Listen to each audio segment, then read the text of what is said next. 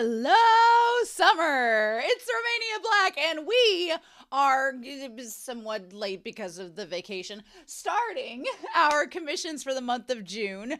We have 3 movies lined up, which I'm really, really excited about. This first one that we're going to be doing is called The Summer. Its actual name, Sunspots commissioned this. And I'm going to say it wrong, so y'all brace yourselves. Yeoreum? That does not seem Japanese. That seems Korean, perhaps. Maybe, possibly.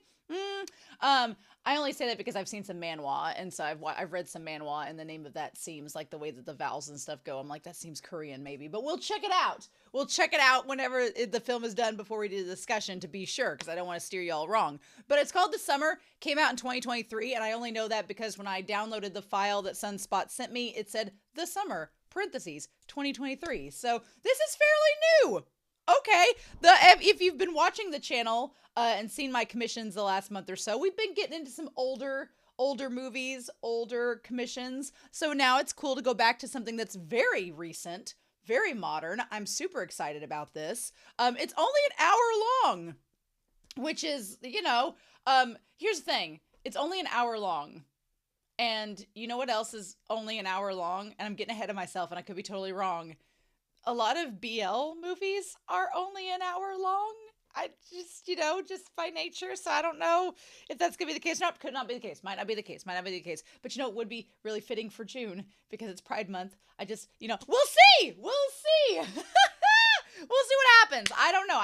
I am just speculating at this point. I have no proof. We're going to watch the movie and see what we get. But I want to thank everybody on the philanthropy tier, on the regular all access tier, on the just general Discord tier, and on the Patreon commission tier. Thank you all so much for sponsoring me this month and for helping to donate to the channel. That's super kind of you. Thank you so much. Our commissions for this month are from Sunspots. They're also going to be from Nicholas and Shimoyama. And then Alfreya donated to the equipment fund. I am looking at new cameras, so this will all look better, but I want to get the perfect one. And so it's a process. It's always a process. And shipping and all that's a process. So I'm making changes this year, and it's all just like a trust the process moment. But I appreciate your support so very much.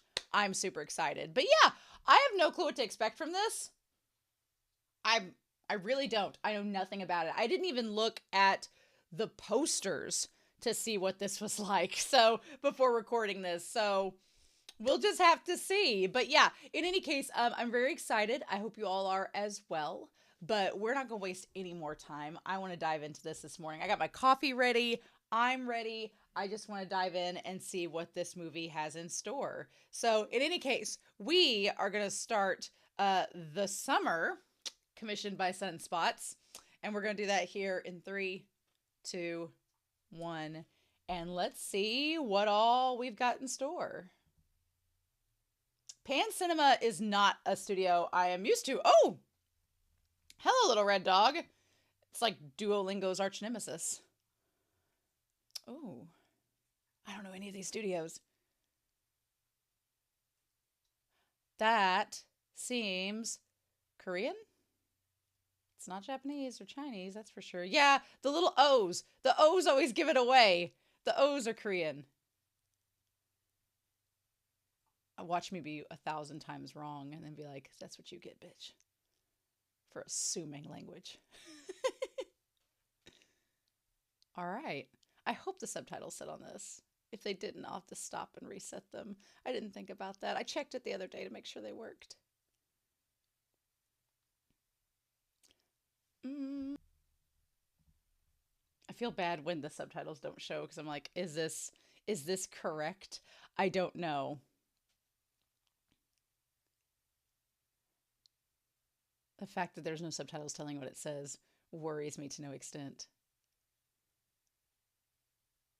But we'll be fine. I'm sure it's fine. Okay, we're gonna find out. Okay, thank God.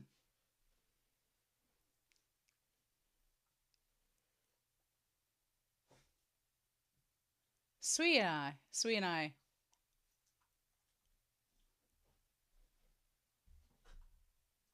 Or maybe it's a GL.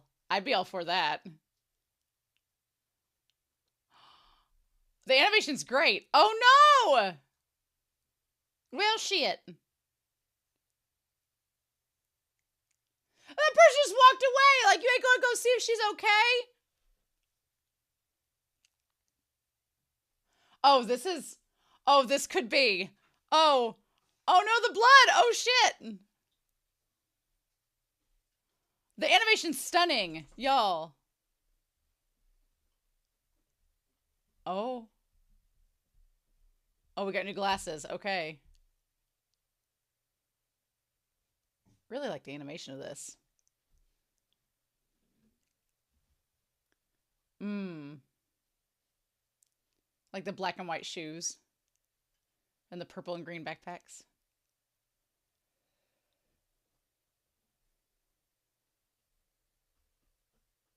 Mmm. The focus on the lips and the tan line.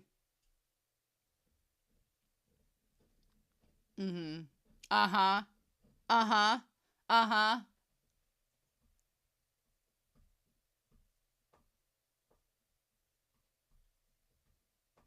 The audio for the dialogue is kind of weird. I'm not mad about it, but it almost seems like you can tell they're recording in a studio. It's different.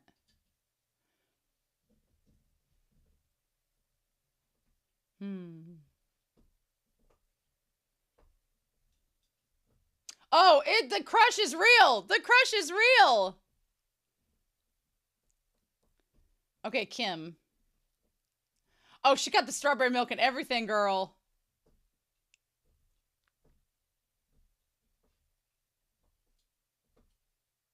Aww. Sweet, okay.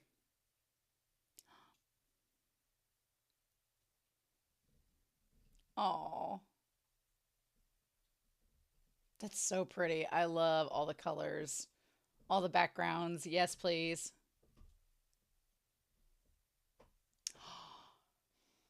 That's sweet. Mm-hmm.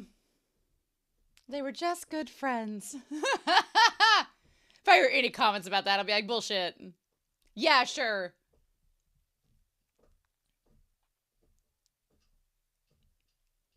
Oh. Eating a little bit healthier there. Oh. I mean, at this point.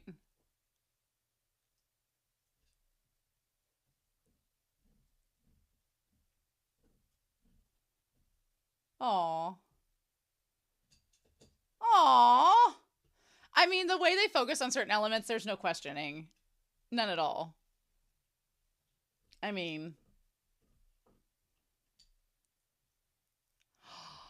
Oh, she kept all the milk jugs to make them into faces. That's so cute.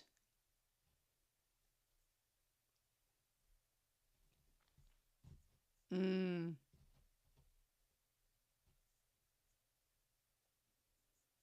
Oh. Oh, Yikyung. Mm.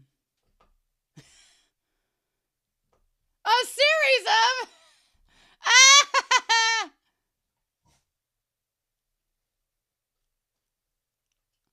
Oh no. Did she really just stop coming?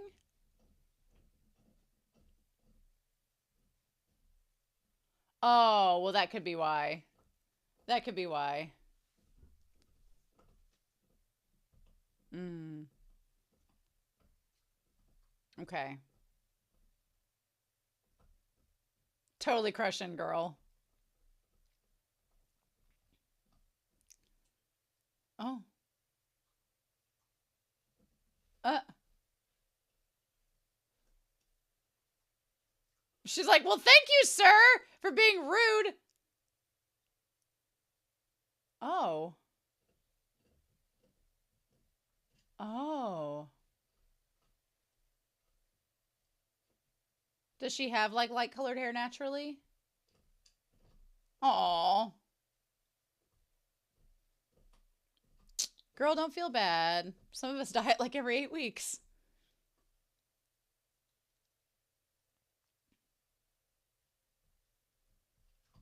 Aw.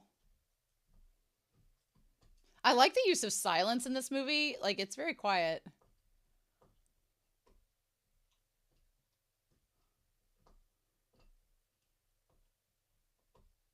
Oh. Oh.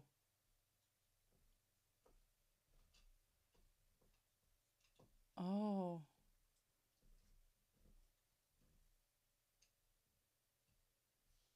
Oh, her biting her lip. Yeah. Oh. Oh. Her biting her lip is so cute.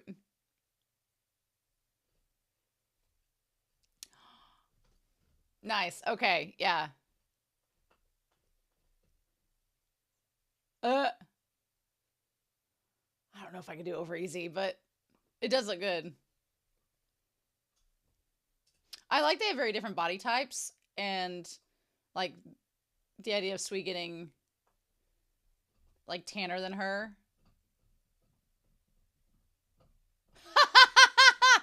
That's a good, yeah. Mm. I love the bottle just tipping with the wind from the waves. That was really good.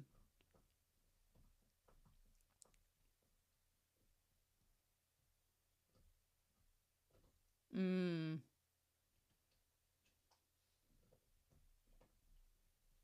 Oh. Hmm. Ooh. I don't know if she's biting her lip all the time or if it's just like a scar. And she liked what you were ashamed of. Oh my gosh. Oh.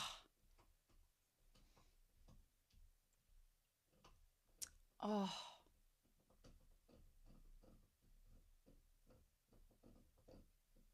I love it. Oh, like that, like space getting smaller. Sweet, you're smooth. Uh-huh. Yeah. Ugh.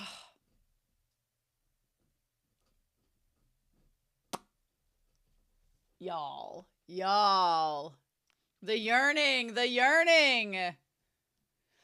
Ah. Ah. Oh.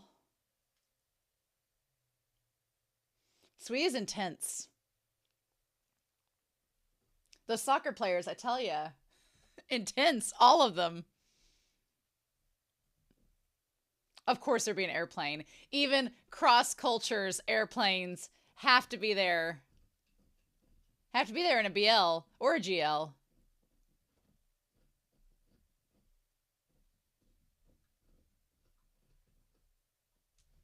Somebody go find them?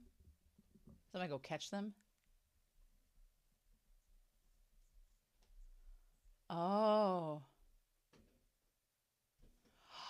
Bones, thread, and skin. Oh.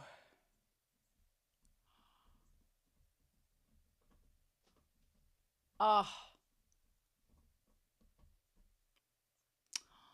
Wow, yes.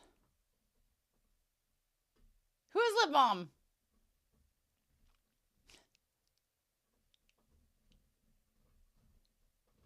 Oh.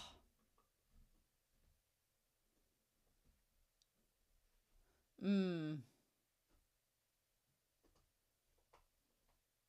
Uh, right. Hmm. It's like, was she gonna take a shower or something before? Oh. Whose house be this? What is that tent? Oh, I love how lived in this feels. I love it. And the two clovers.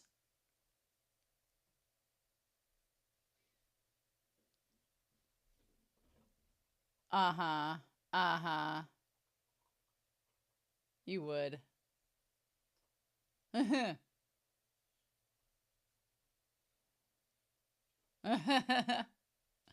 Oh. I was like, classic move. Yeah, we're gonna go study together at the house. Sure. Sure.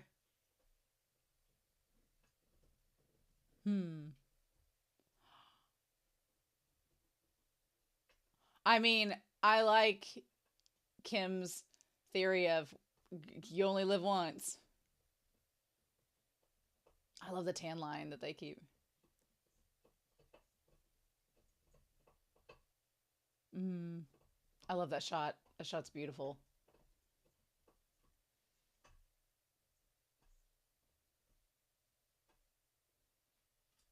Mm.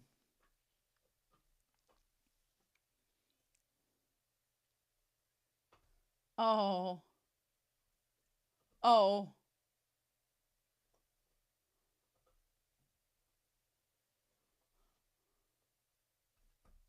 Oh.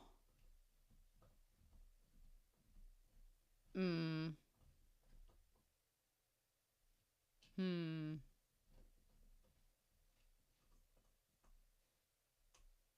Hmm.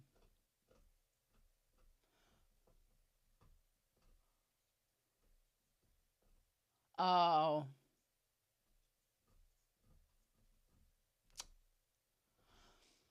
Hmm.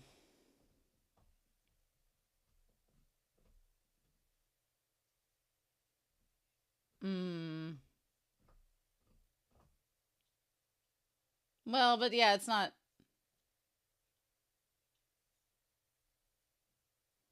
Hmm. Hmm.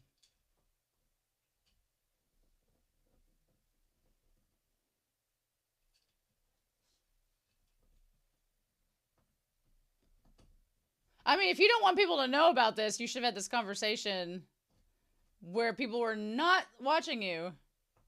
Yeah. And if that bothers you. Mm.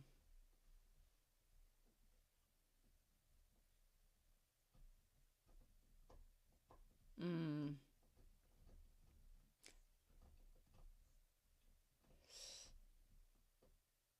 Mm. But like she wants to be open about it and Sui wants to protect that reputation.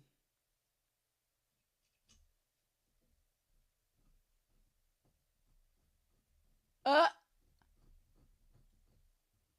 uh mm.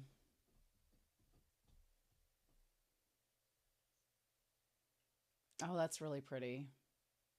Oh. Mm. That's so pretty. Oh.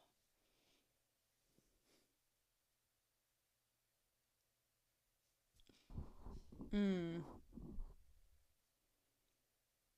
Like girl dug out of the track and got you a Vespa?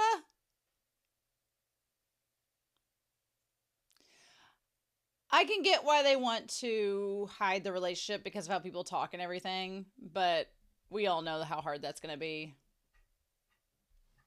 Oh. Oh. Oh, and she dyed it.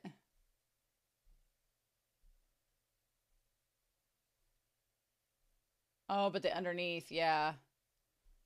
Ooh. Okay, well, she left the underneath. Oh, there's a symbolism there of hiding who she is.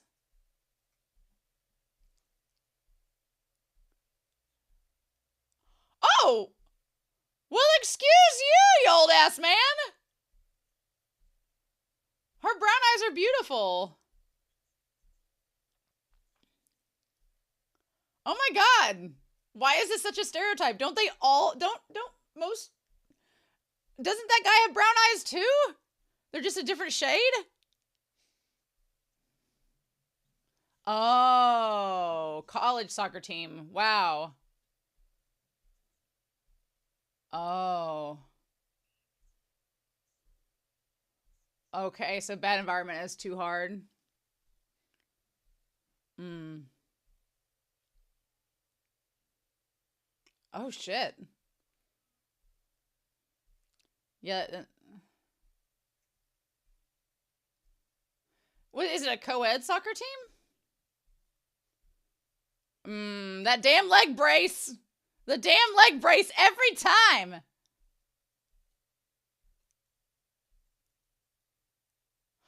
Well, shit.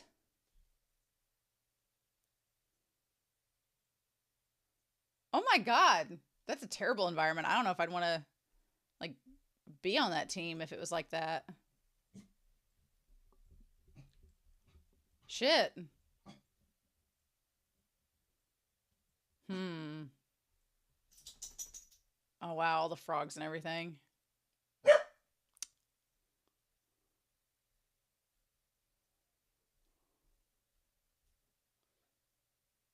Oh, and her hair was back.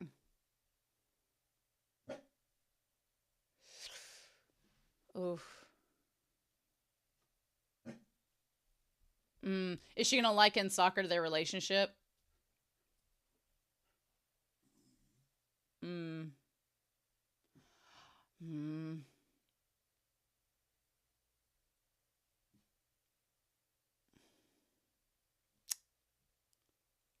I like she just is like, fine, then I'm gonna leave.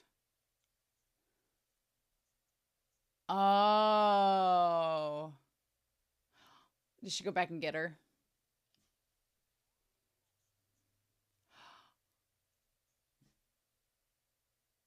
Oh. In high school, she got it injured. And then it wasn't able to keep up as much. Uh. Oh, shit. Oh. Oof. Oh, shit. Oh, my God. Oh. Oh. Nope. Nope. Ah. Oh.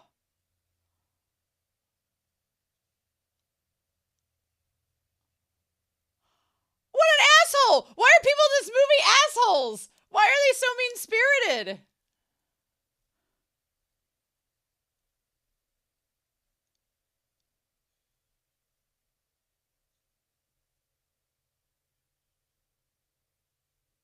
Hmm. Ugh.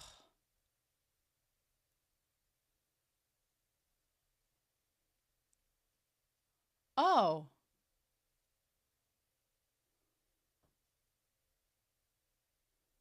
Oh.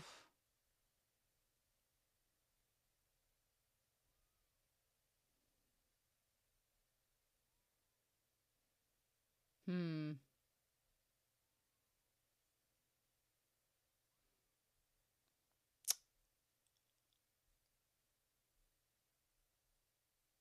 Hmm. Yeah, don't be getting any intrusive thoughts, girl.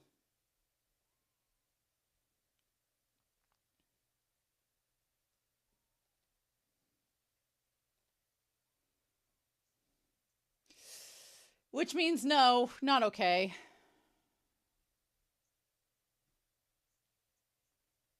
Okay. Hmm. Okay. All right.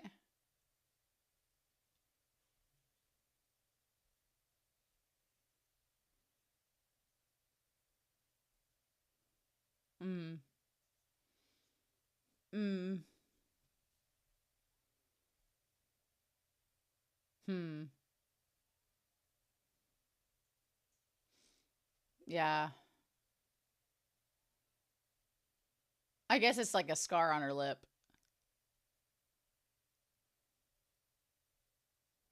Hmm. Uh. Uh. Oh wow, it's like 5 in the morning. Hmm. Oh wow. Like a 1 bedroom.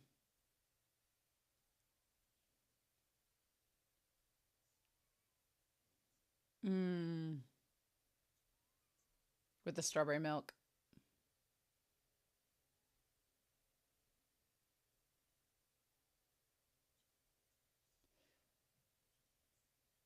Hmm. That's really pretty. Yeah, that's really pretty with the purple skyline. Ooh.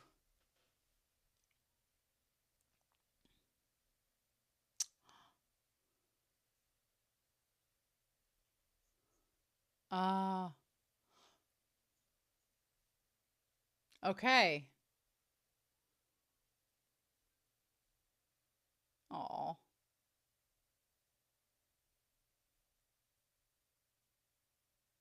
Mm.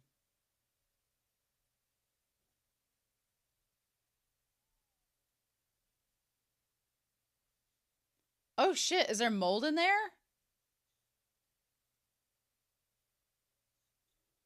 Oh my god. Yeah.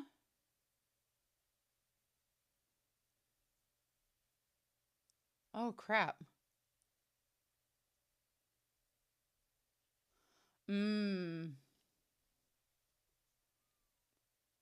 Oh. I wonder if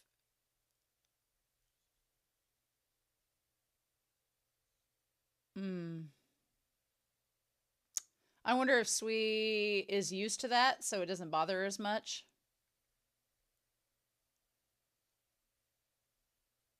Hmm.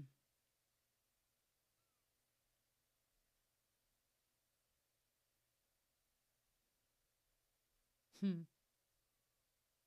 Hmm.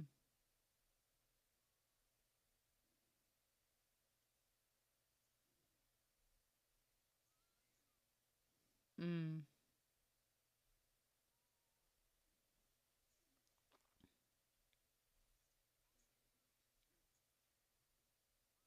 Right. Yeah, once college gets there.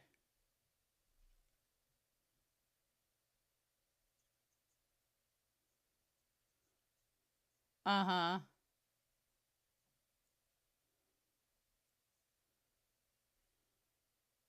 Damn. Yeah, that's so busy. Mm.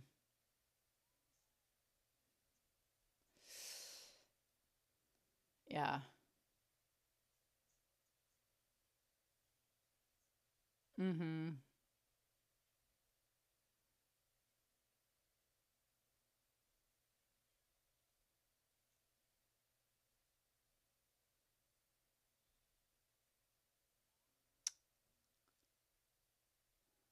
Ah.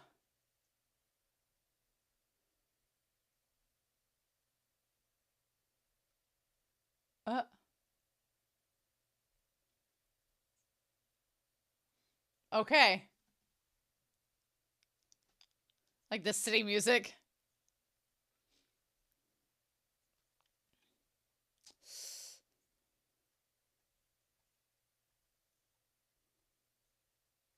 By understand everything, do they mean like people that know that y'all are dating?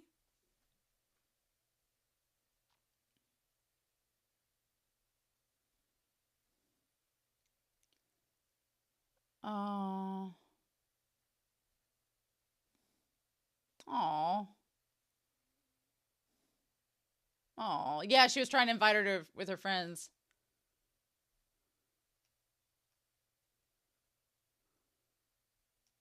Is there nobody else there?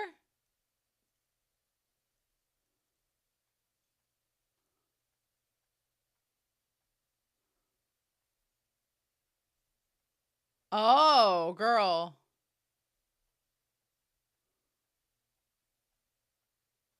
Oh.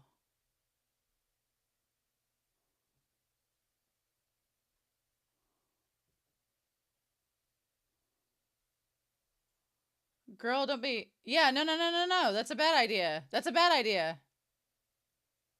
Oh, okay. At least it's not the Vespa.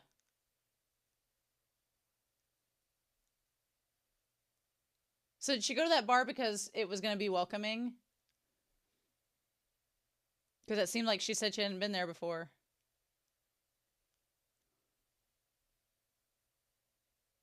Hmm.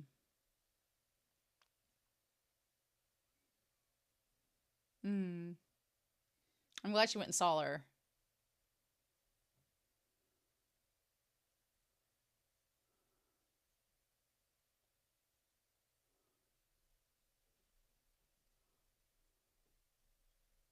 Oh, okay. Yes, that makes more sense. Mm. But that's not going to be enough.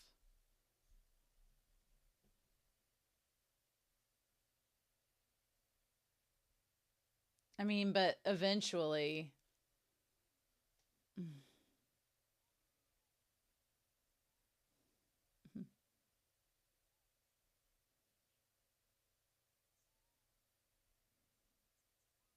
Mm.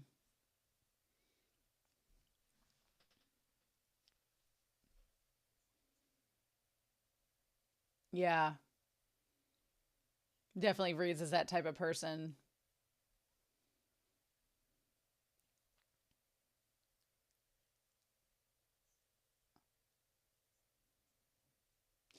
Well, I don't know about that. I don't know if she's not lonely, but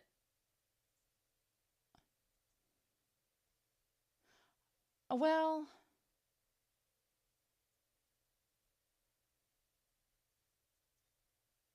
uh,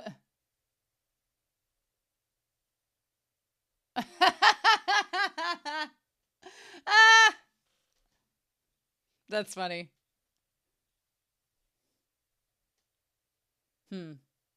Oh, well, I mean, I would believe that based on her job and everything.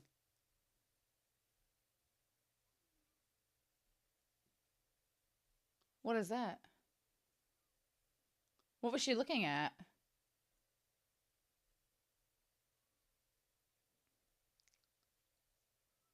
Ah. Oh. Hmm. I mean, yeah, okay. I think she was worried the soccer would like trigger her.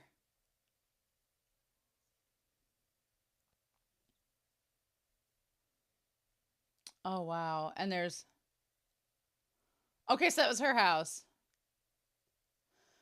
She called her puppy, which is like referencing the derogatory term they called her when she was younger, which is. Oh, wow, the last one.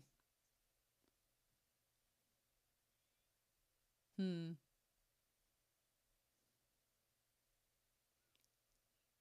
Is she the only child, I guess?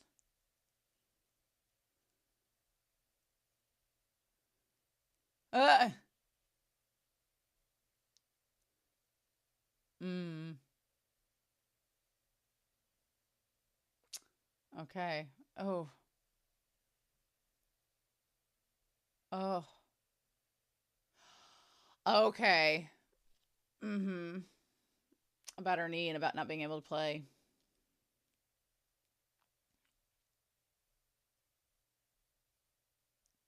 This is such a fleshed out environment where she grew up.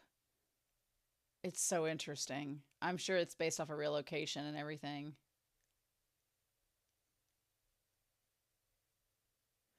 Mm-hmm.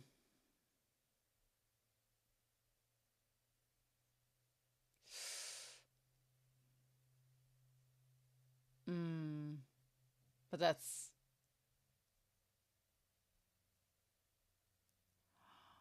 Oh.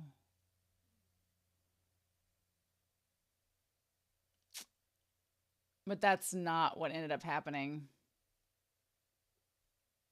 Mm. Mm. Damn. Damn.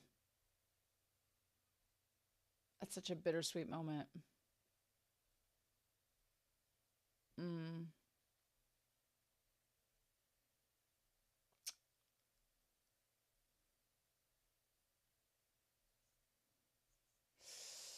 Mm.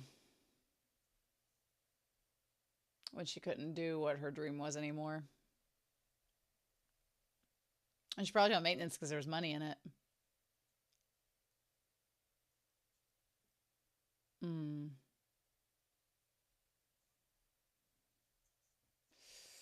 Oh.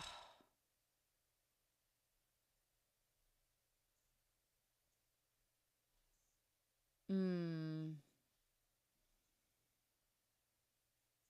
Oh, the tears getting on the glasses is such a good touch.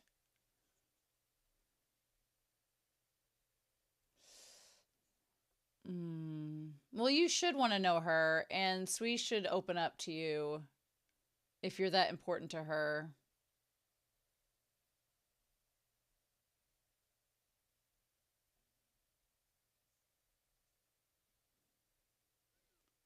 Oh.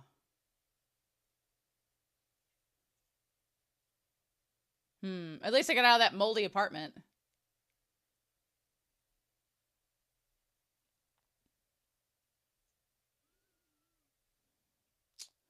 Ah. Uh. Hmm.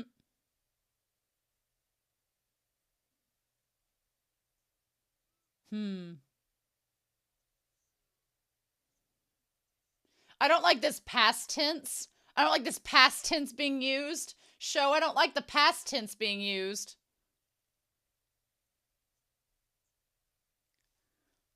Hmm.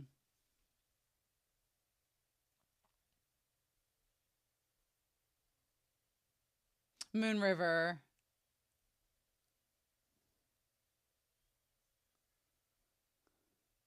Oh, and she works there now. Okay.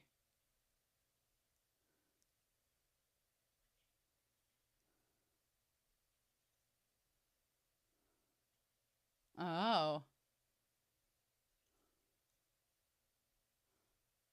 Uh-huh. Girl's got the credit.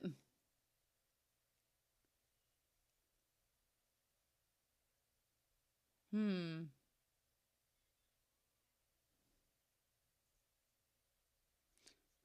Oh. Hmm. Well, maybe, but.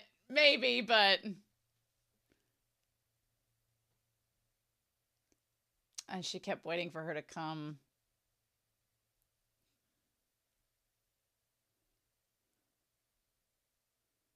Hmm.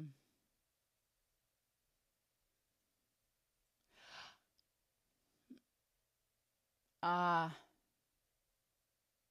Something like that. Hmm. I like this idea of this bar having plays. That's fun. She kept waiting for Sweet to come.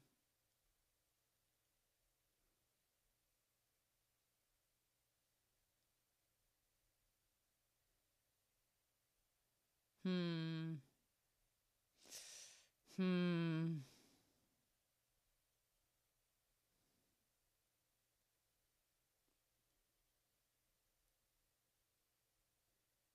Aw. Well, that was nice of you. Oh, that was sweet. Okay.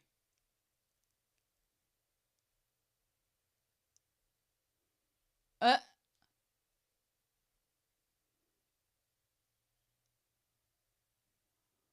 was she gonna go see her?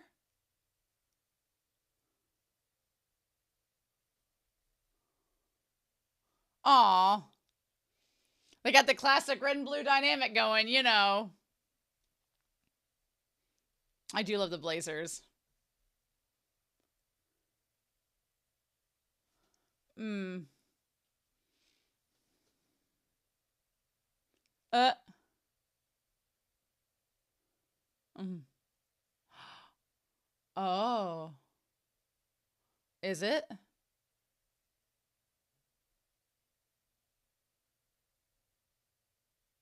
It is. Okay. Hmm. Okay. Oh. Yeah.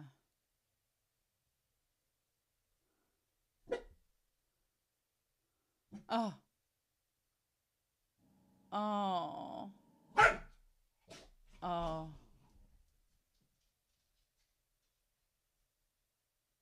Oh. Oh.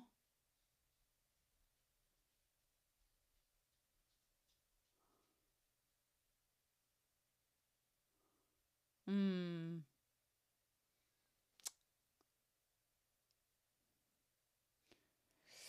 You can tell that's like a point of pride with her, but uh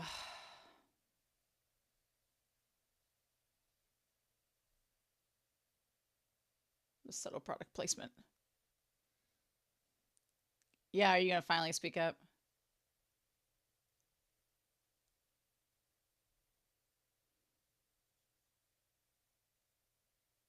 Hmm.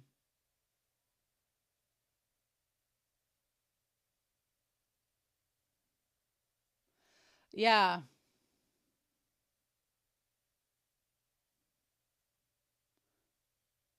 Uh-huh.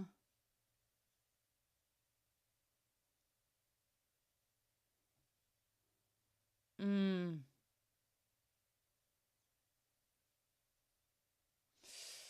Ooh.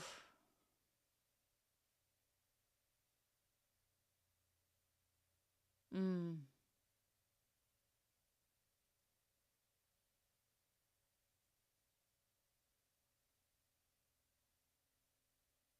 Mm. Ugh. Mm-hmm. Ugh. That's so hard. That's so hard. Ugh.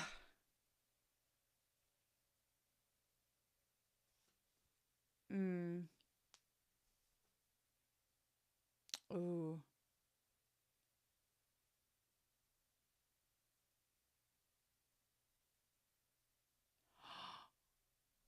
Oh.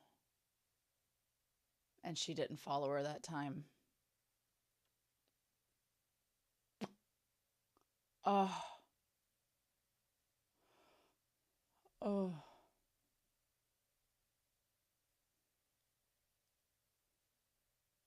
She worked two jobs?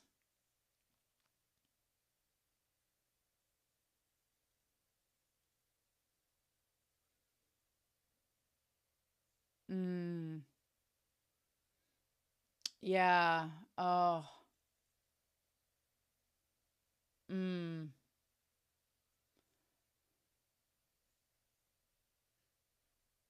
Mm. Uh-huh. Yeah, I that moment you could tell that.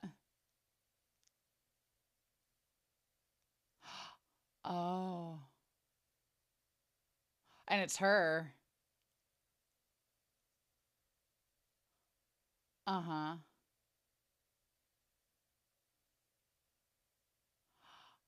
Uh-huh. She's very pretty.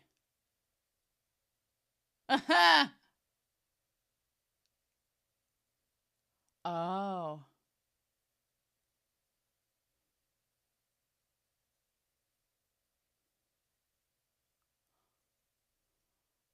Mm. Is she trying to make a move?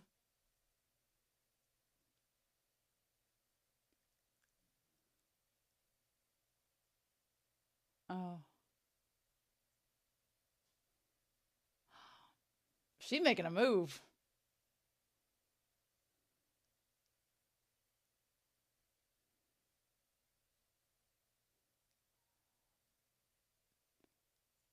She is making a move. Mm-hmm. Uh-huh.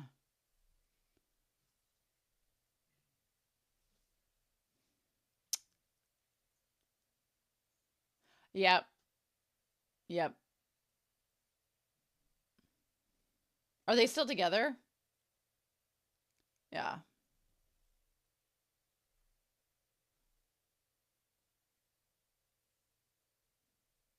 Hmm.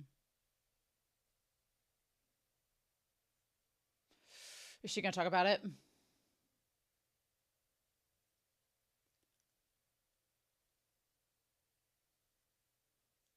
Hmm.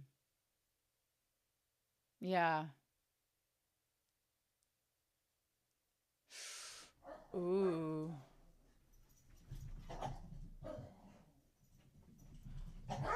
Uh-huh. Right. Right. Mm-hmm.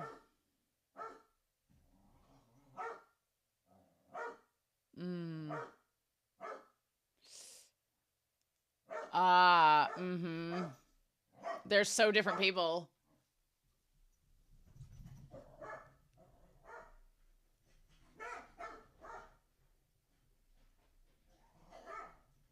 Yeah. Is it weird that the one woman, Inubi, kind of seems more like her type than Sui does? But, I don't know. Ah. Ah.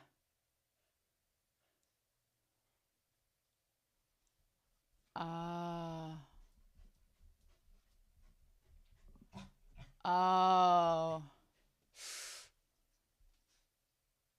You definitely got a type, girl. At least in the physical. Uh-huh. Mm. And she's so open about everything that Sui is not. Mm.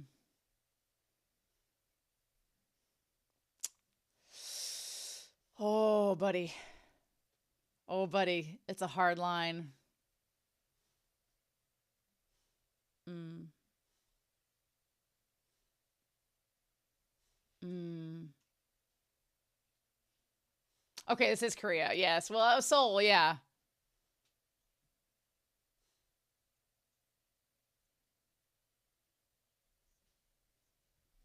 Mm.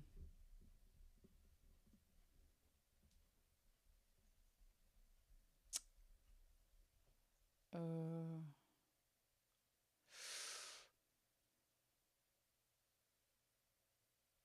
Well, I'm glad she talks about Sweet here because that's important.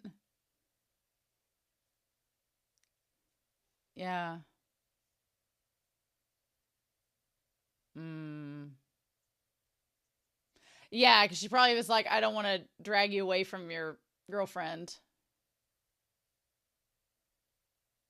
Yeah. Well, at least she did that. At least she wasn't like trying to be a homewrecker.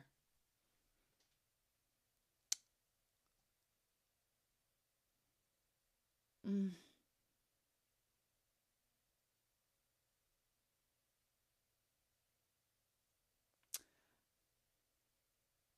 Okay.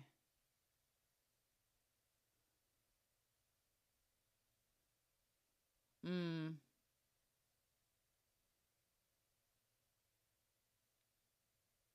Yeah, that fleeting little light.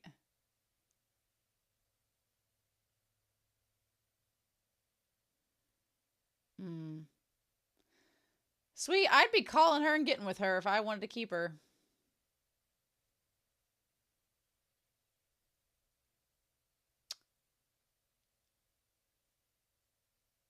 Ah.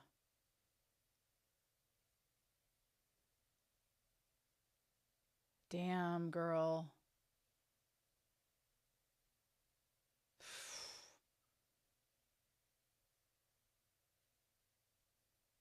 Mm.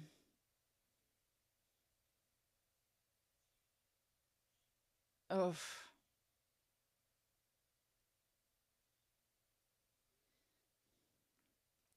Ugh.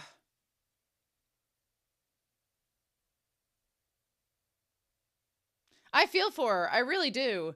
It sucks. She shouldn't be doing that to Sweet. Oof.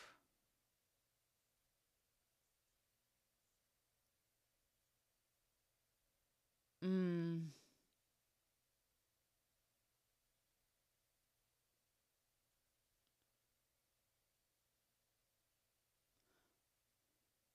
Oh.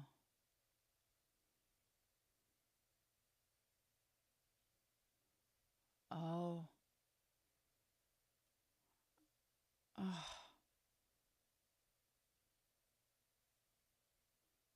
Mm. Of course, it's just raining.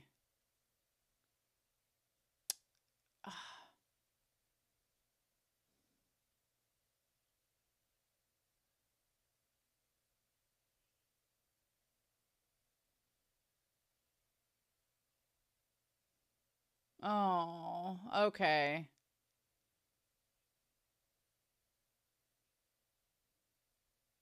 Mm. Mm.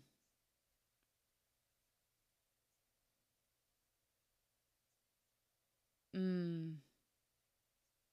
Yeah, no, she was okay. She was like, no, yeah, this isn't gonna work.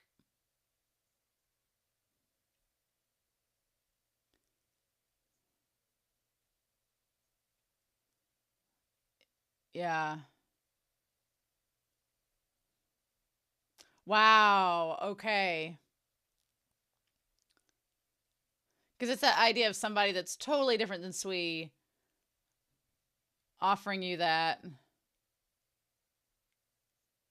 Mm.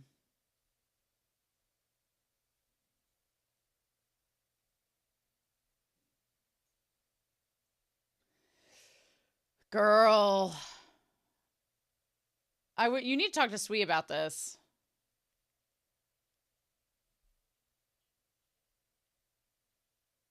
Ooh.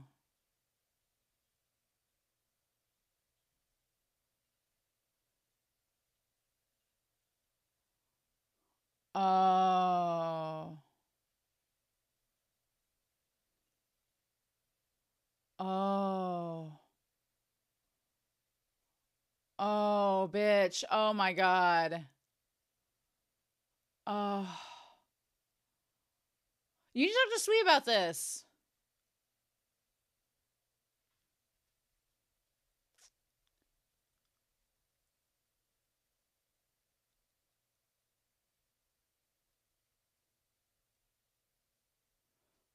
Oh.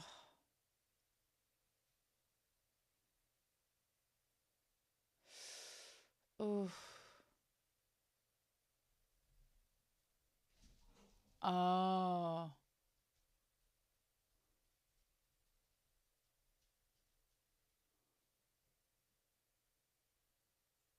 Oh. Oh. The dark joy. Wow.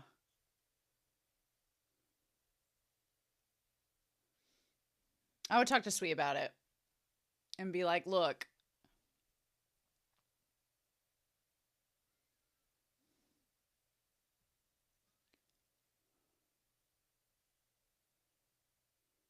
Oh.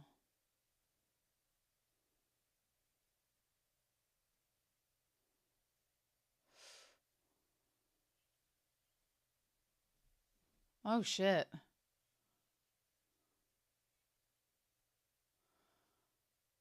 Is she going to end up seeing her at the hospital? Mm. Oh.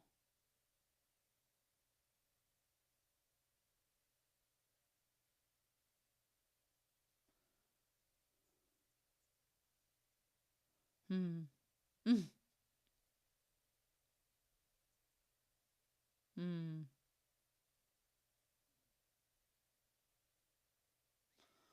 Oh, wow. She's saying that.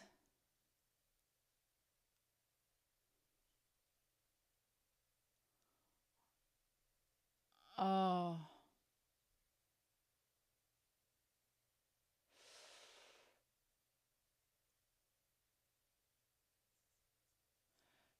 Yeah.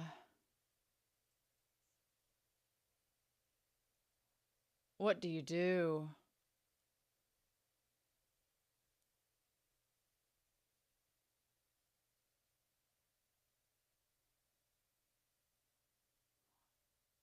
Oh.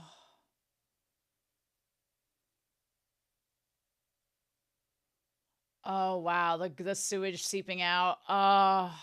The summer had been too long.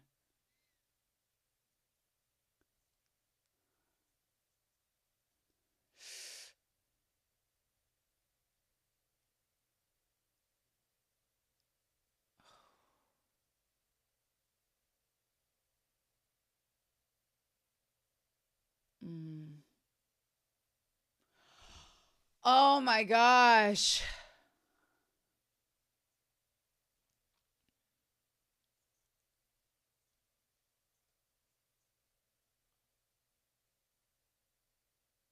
What'd you tell her then?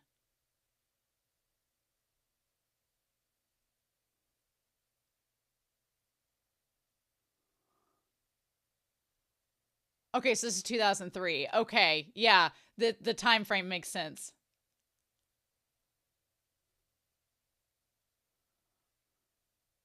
Mm. Mm.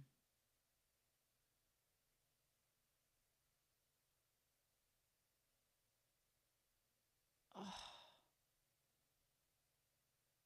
she does, but there's so much more with it. Oh, that's not the issue.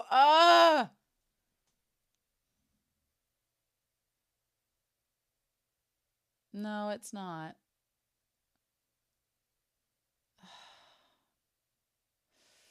Well,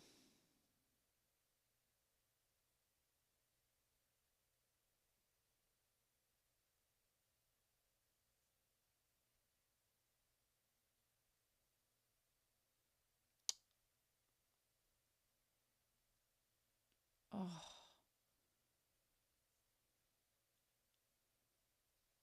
oh,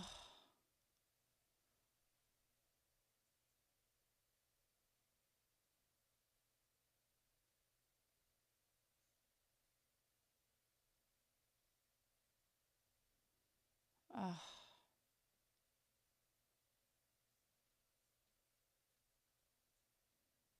damn, damn, damn.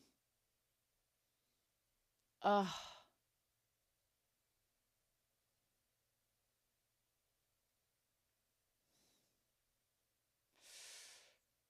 right. Yeah, that's how that goes.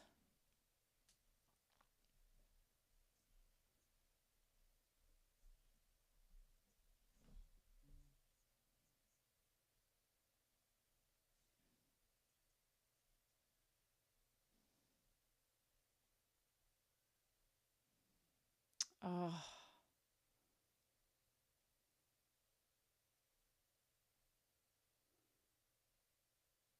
hmm, mm,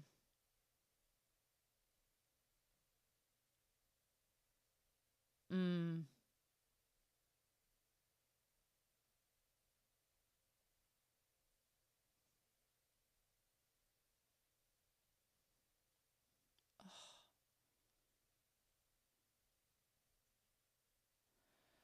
Oh,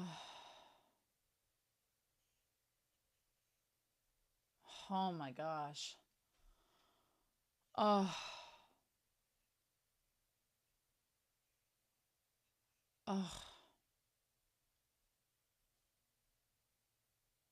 The fact that she didn't cry too, though, says a lot.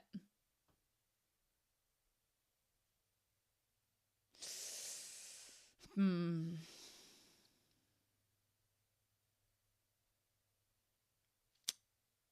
Damn. Ugh. Ugh.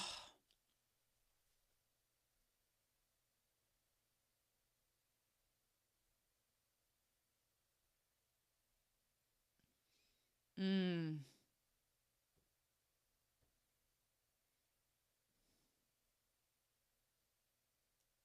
Mm.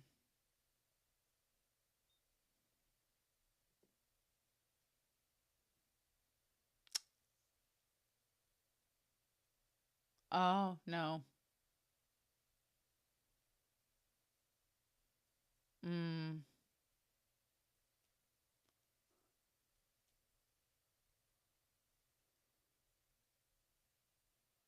Ugh. Damn.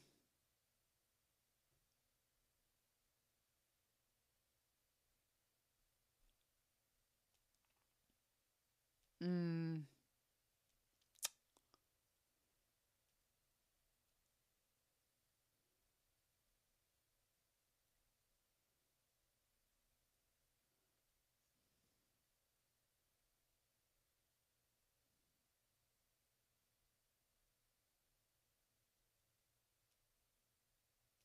Mm.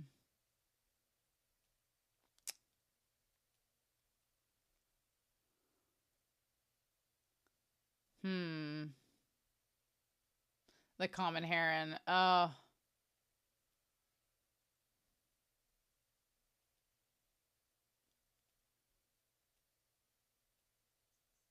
Oh.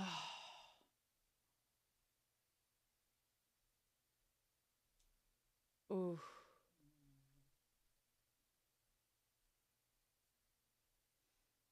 Damn. That was Heartbreak City. That was Heartbreak City. Sunspots, are you okay?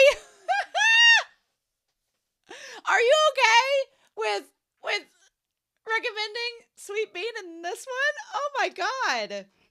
Oh my god. That was not the GL I was expecting. I'm just glad no one died. I was afraid somebody was gonna die. I was afraid someone was gonna die in this. I'm gonna skip a little bit ahead to the end of the credits. But there's probably nothing after it. Oh my god. Oh.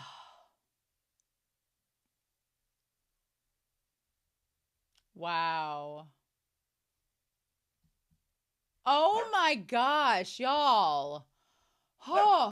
I had told Sunspots that because I was getting to their commission for May last, I was like, I'll start out with your June commission. And they were like, ha ha ha, cool. And I was now I understand why. I was like, yeah, wow. I sobbed my eyes out at the last movie, Sweet Bean. And now this movie was just like, this movie was insanely realistic. And realistic to the point where it was like uncomfortable, but in a good way. Is that weird to say? Just a very real portrayal of a relationship falling apart, and where both parties, each party member does something wrong, and we, the audience who are viewing it from an outside perspective, can see that wrong. But at the same time, it's like you can't really blame either of them at the end of the day, and you can blame both of them at the end of the day. So it makes it very complicated, which is how real relationships work. There's often not just one person that totally screwed up. There's sometimes people that screw up more, so it's kind of like, For example, I have a coworker who works with they're getting divorced now with their ex-husband. They both work in the same place, which is awkward to begin with at times, unless you have a great relationship.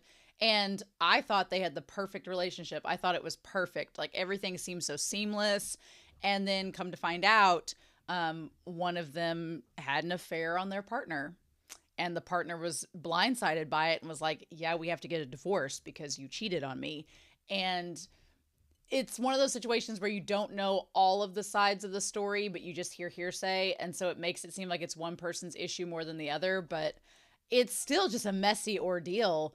And at the end of the day, y'all, the thing that comes down to if you want to fix a relationship and make sure it works or end on good terms, it's called communication. Communication. I have a master's degree in it. I can tell you and preach all day. You have to communicate, because there were several points in this movie that I was like, y'all need to communicate. And I put a lot of that on Yeoreum, because that's her, like Suya. She has issues on her own. And Suya, I could tell from the very first part of the movie, I was like, this is going to be a problem. And they're either going to communicate through it, or someone's going to die, or they're going to break up. It's like that. There were three options there that one had to give, and it was the latter that had to give. Now, I did a little research. So this was a Korean-made movie. It came out June 7th, which honestly, coming out June 7th and this like premiering the week after here is like crazy timing, but it is a perfect movie for summer. Like the atmosphere was just oozing, and there's so much symbolism and so much imagery I want to talk about with this, but it was a very good timed release.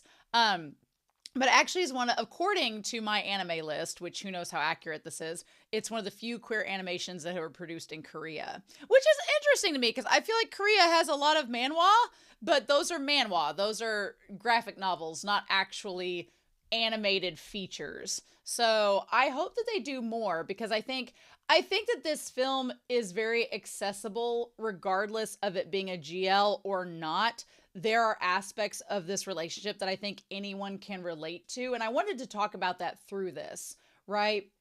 But God, this was just a really good movie. The animation was gorgeous. The animation was stunning. I thought it was beautifully produced. I really loved a lot, especially like when they did sunsets and sunrises, which is a big theme in the film. So like the start, the dawn and end of a relationship. So I thought those were really well handled. The only thing that was weird, and it could have been my headphones, it could have been the audio. The audio sounded like it was recorded. It sounded like it was recorded in a studio. And that seems very, it seems counterintuitive, because you're like, well, of course they recorded it in studio, but it sounded like there was an echo in during the audio. And I don't know if anybody else thought that, or if that's just me. The audio just didn't sound as crisp as it has in other movies. It sounded like there was an echo or like some kind of feedback. And I don't know if that was just, I've watched some English dub that came out post-COVID that they had to record in a studio and in a home studio for the sake of getting the dub out on time. And you kind of heard that feedback a little bit. And that's what it reminded me of. So I don't know if that was the case or not. But yeah, so the very first time they meet, her glasses broke, which if you wanted to do the symbolism of her vision was deceived by this first love. This is honestly a very good portrayal of first love, because usually first loves don't last. But the sad thing is this first love lasted a while. It lasted several years, and then people change. That's the thing about it. People change, and what you found acceptable at a certain stage is no longer acceptable as you got older, which was that was what I wanted to get onto Suyi so much, because I was like, girl, she was not, her version of adaptable was different than Kim's. And I'm just going to call her Kim. I know that's her surname, but otherwise I will mispronounce her first name the entire time. So I'll have Kim and Suya. But I felt really bad for both of them in different regards. Because they both were adaptable people.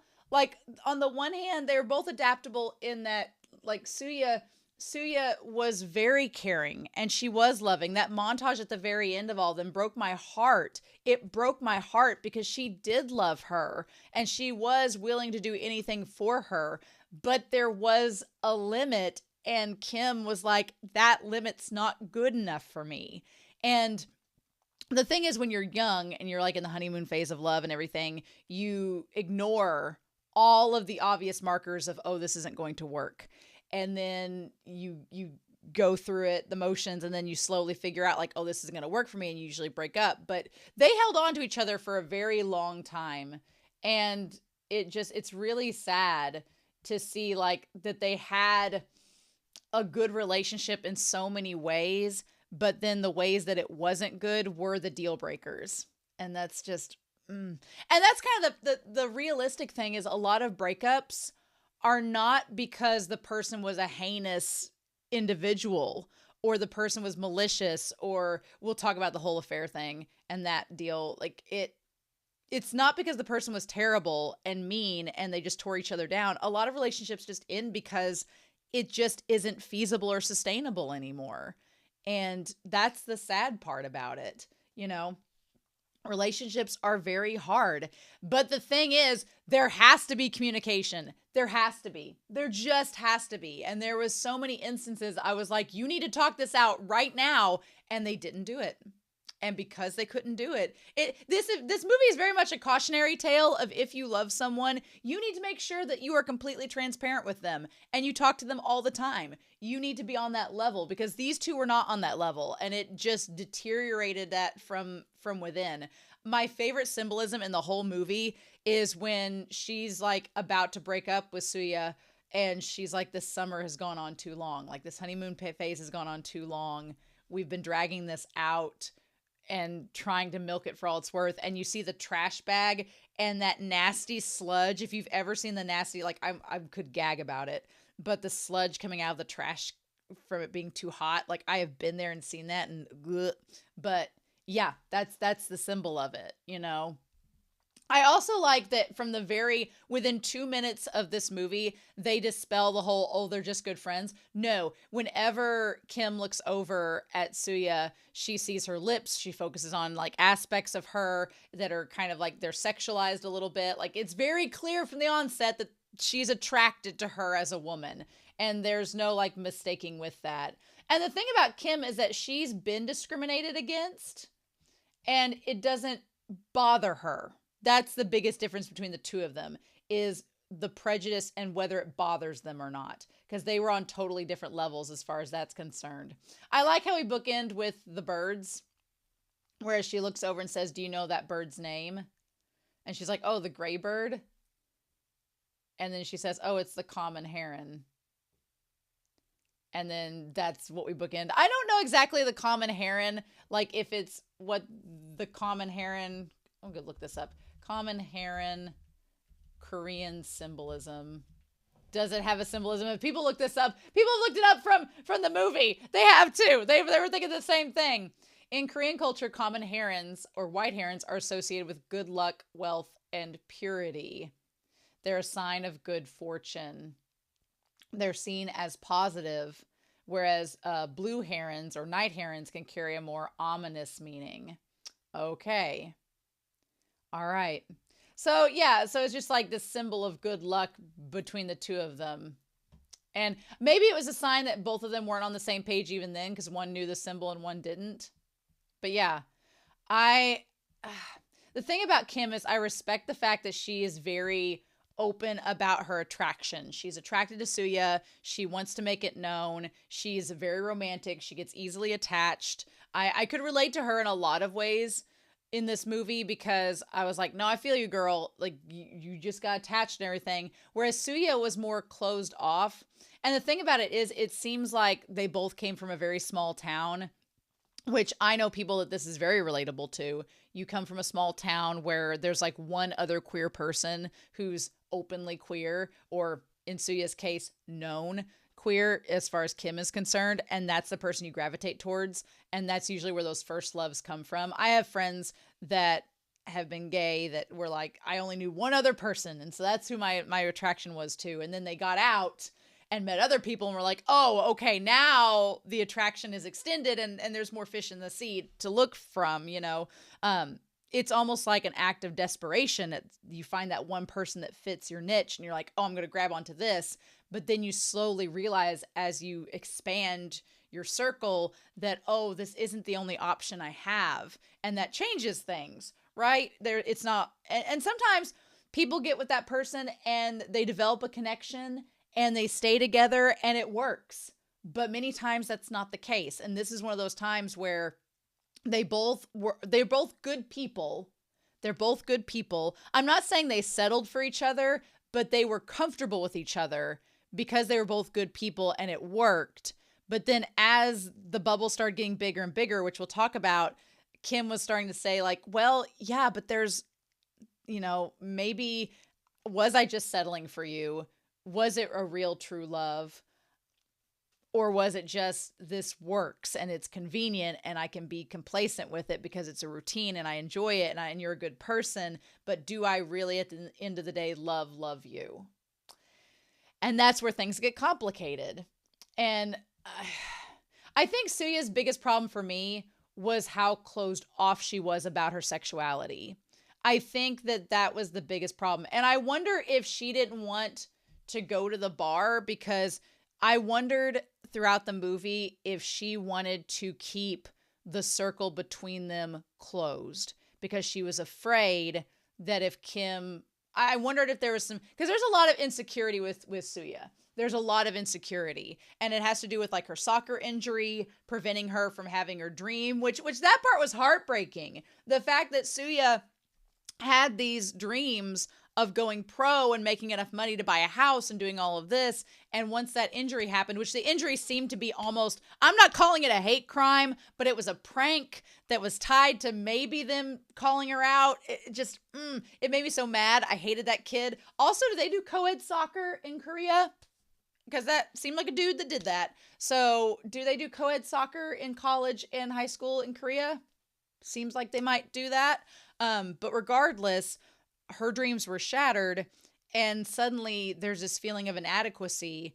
There's this feeling of projecting like her lack of self-worth because she's like, well, shit, I couldn't live up to my dreams. Now what do I do? And to give Suya credit, she did immediately go, okay, well, I'm going to become a mechanic. I can make money that way. In the US, mechanics make pretty damn good money. So if you're good with that, so I consider it a lucrative career, especially because it doesn't require a lot of education.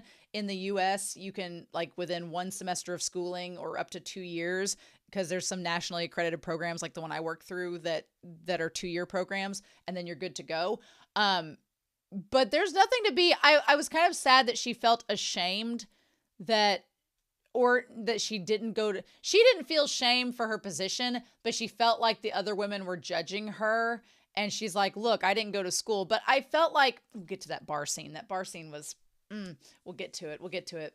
But at the beginning here, she had these dreams of being a soccer player and they were cut short. So she's like, well, it almost seemed to her like she was settling for a different position, but she's the type of person that even if she settles, she's going to put her heart and soul into it and do the most she can all day and just let things happen and just roll with them.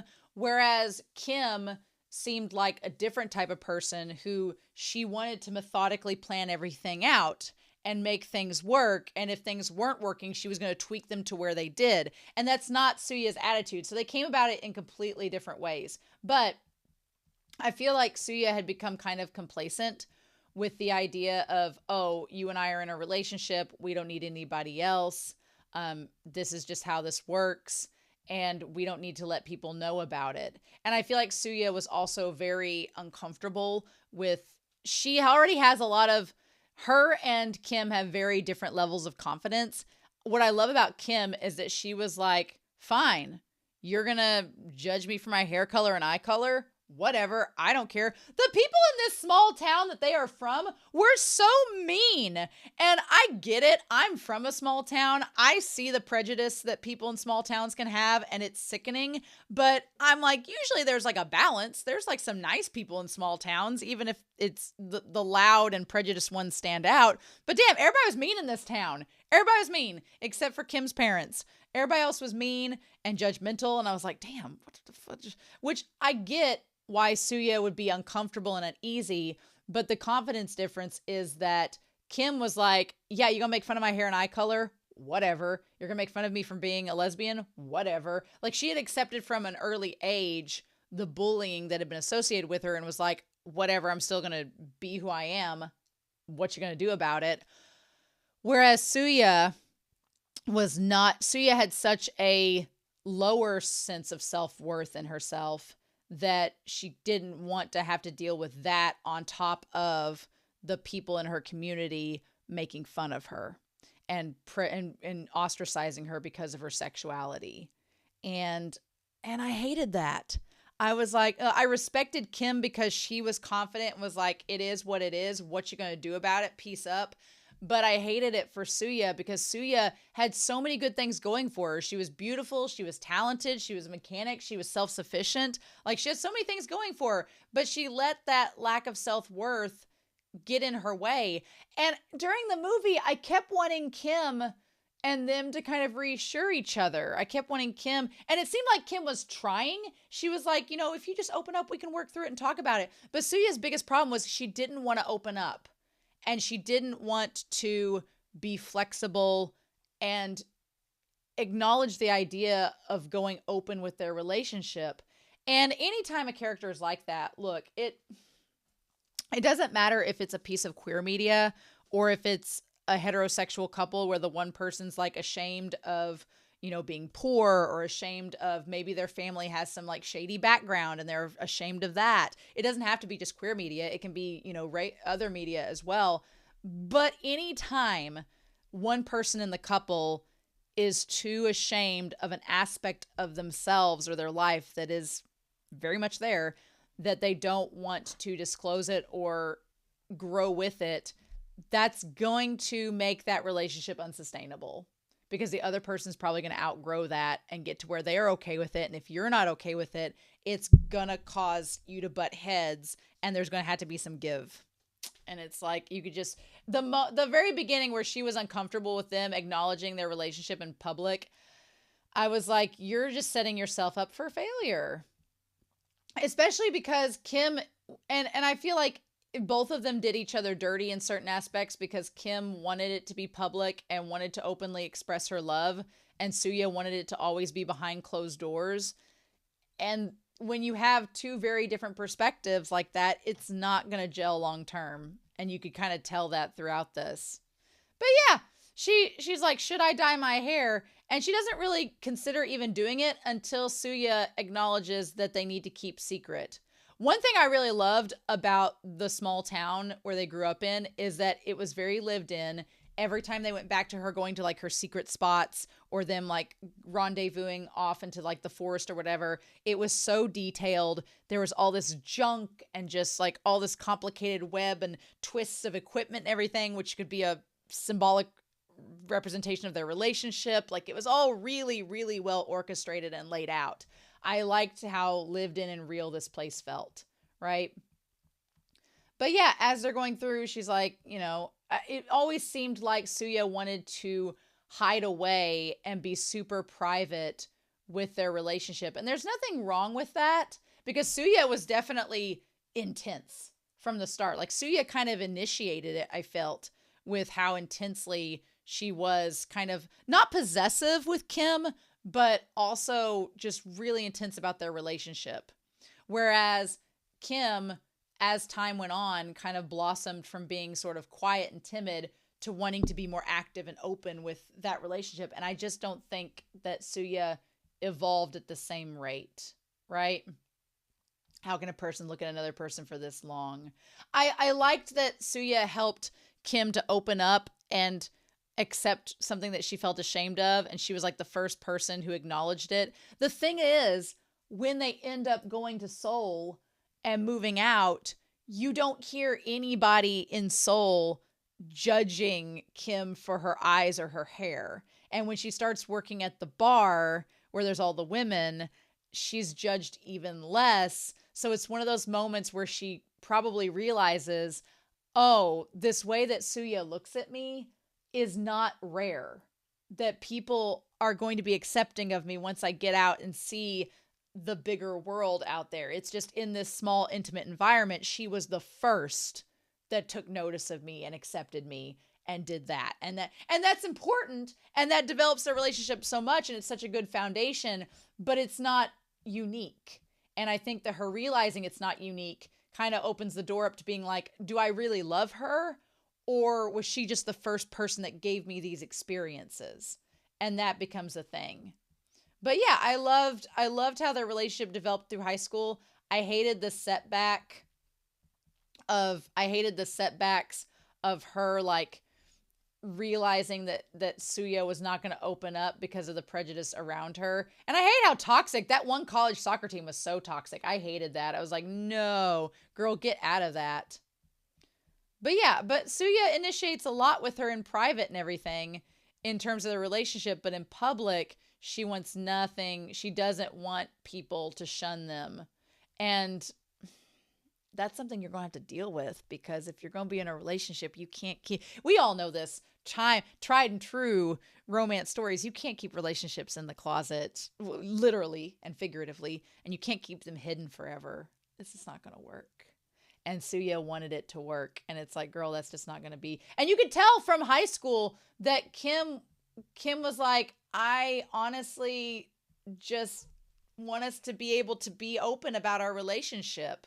And you could tell that back then she was insecure about it. And that the fact that if Suya saw, it's bad on both sides, because Kim should have spoke up more vocally and been like, if we're going to keep being a thing, this is something we're going to have to work on. We're going to have to be public with our relationship at some point if we're going to stay together. She should have been clear-cut, concrete, transparent. And if Suya wasn't good with that, then that was going to be something they either had to work on or separate over. And instead, it ended up dragging out until it got to the really pathetic ending that happened between them, which we'll talk about when we get to it. But on Suya's level, she should have known that she should have recognized she was around Kim so much. She should have noticed that she was uncomfortable with the fact that you weren't open, and she shouldn't have been so rigid. She was so rigid and was like, and you could tell the scene where there's the snow and she looks back expecting Kim to be there and Kim has walked back home. That was a sign that you kept thinking she was going to bend to you and that you were going to be the one to have the say, and she was going to bend and be like, all right, well, we'll keep it private. But there's a point when you become adults that that's not going to happen. And at that point, when you saw her walk back, you should have taken the steps to be like, why did she leave me? Why isn't she wanting to continue this relationship? We should talk about this and fix it. And if we can't compromise, we need to break up. But they didn't do that. And they just stretched it out until it just got to where Kim was just unhappy. And Suya was just complicit and complacent, thinking that things were always just going to stay the same. And the problem is Suya is a very caring person. She's a nice person. Anytime she thought that Kim was crying or unhappy, she took her straight to the hospital. Like anytime Kim's health she scrubbed the mold out from the corner of their bedroom to make sure she was like healthy. Like Suya wasn't a bad person, but she was so rigid and unmoving that it's like she was a mountain and Kim was a river. And eventually, if you're not gonna adapt and form with that river, it's just gonna move past you and keep going. And it hurt because Suya wasn't a bad person, and you could see where she came from with a lot of her thoughts, but she also was really insecure about herself. And Kim was very sure of herself, and that just didn't mix. What Sui said was right.